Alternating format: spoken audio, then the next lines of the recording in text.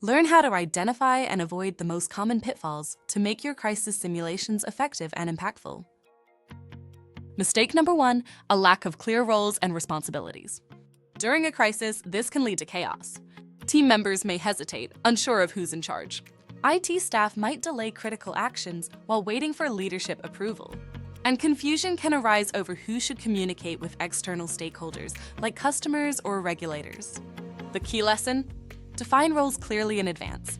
Assign an incident commander, a technical lead, and representatives from legal and PR to ensure everyone knows their responsibilities when a crisis hits. Mistake number 2, no predefined incident response plan.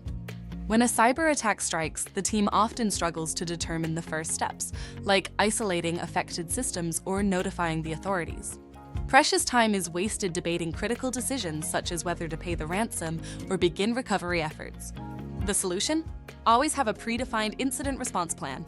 This plan should outline clear step-by-step actions and define decision points, ensuring your team can respond swiftly and effectively when it matters most.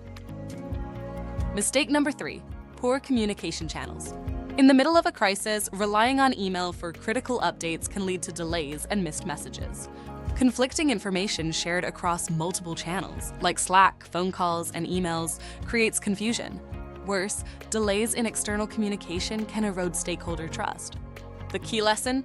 Use a centralized, secure communication platform during incidents. This ensures information flows efficiently, reducing chaos and building confidence in your response. Experience realistic scenarios like ransomware attacks or data breaches.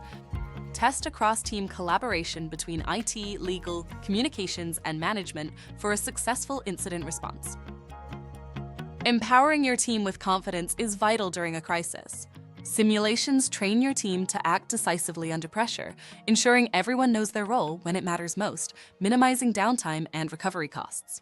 Stay ahead of threats by scheduling a crisis simulation today.